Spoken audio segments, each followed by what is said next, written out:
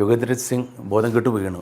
ആ സ്റ്റേജ് ആയപ്പോഴത്തേന് ഇവർ വീണ്ടും കൗണ്ടർ അറ്റാക്ക് ചെയ്യണം ഇതിൻ്റെ മീത്. അപ്പോൾ കൗണ്ടർ അറ്റാക്ക് ചെയ്യുമ്പോൾ പിന്നെ അവർക്ക് യാതൊരു രക്ഷയില്ല. പാകിസ്ഥാനികൾ കൗണ്ടർ അറ്റാക്ക് ചെയ്തു. അപ്പോൾ കൗണ്ടർ അറ്റാക്ക് ചെയ്തപ്പോൾ അവിടെ നിന്ന് ഉണ്ടായിരുന്ന ഒരു സാബാണ് ഉണ്ടായിരുന്ന ഒരു ജേസ്യോ.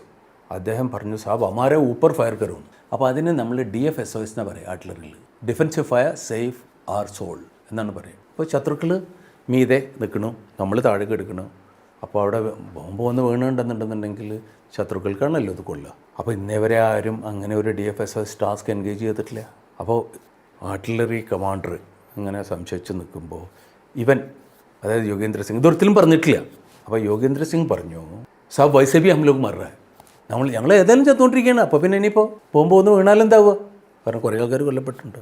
അങ്ങനെ നമ്മളൊരു ടാർഗറ്റിന് മീതെ ഫയർ ചെയ്തു. അപ്പോഴത്തേനും ഇവരോട് പറഞ്ഞു, നിങ്ങളൊരു 100 മീറ്റർ പിന്നോട്ട് മാറി. നമ്മുടെ പട്ടാളക്കാരോട് പറഞ്ഞു, അവർ 100 മീറ്റർ പിന്നോട്ട് മാറി. അതിൻ്റെ മീതേക്ക് കണ്ടിന്യൂസ് ആയിട്ട് നമ്മൾ ഫയർ ചെയ്തു. ഇൻപെട്ട് പോയിട്ട് മോപ്പപ്പ് ചെയ്തു. അപ്പോൾ ഇതിൻ്റെ മീതിൽ ഈ അറ്റാക്ക് ഉണ്ടല്ലോ വായിച്ചത്, ഇതിനെ നമ്മളൊരു ഫെയിൻഡ് അറ്റാക്ക് എന്ന് പറയുക. ഫെയിൻഡ് അറ്റാക്ക് എന്ന് പറഞ്ഞിട്ടുണ്ടെങ്കിൽ that is not the main attack. Feigned attack എന്ന് പറയുമ്പോൾ നമ്മൾ വേറെ ഏതെങ്കിലും ഒരു ടാർഗറ്റിൻ്റെ മീതെ മെയിൻ അറ്റാക്ക് ചെയ്യുമ്പോൾ ഇവരുടെ ശ്രദ്ധയെ അകറ്റാൻ വേണ്ടി നമ്മൾ ചെയ്യുന്ന ഒരു അറ്റാക്കാണ് ഫെയിൻഡ് അറ്റാക്ക്. അപ്പോൾ ഒരു ഫെയിൻഡ് അറ്റാക്ക് എന്നുള്ള രൂപത്തിലാണ് നമ്മൾ ടൈഗർ ഹില്ലിനെ അറ്റാക്ക് ചെയ്തത്. അപ്പോൾ നമ്മളുടെ ഉദ്ദേശം എക്സാക്ട്ലി ആ ഹയർ ലെവലിൽ എന്താണെന്ന് എനിക്കറിയില്ല.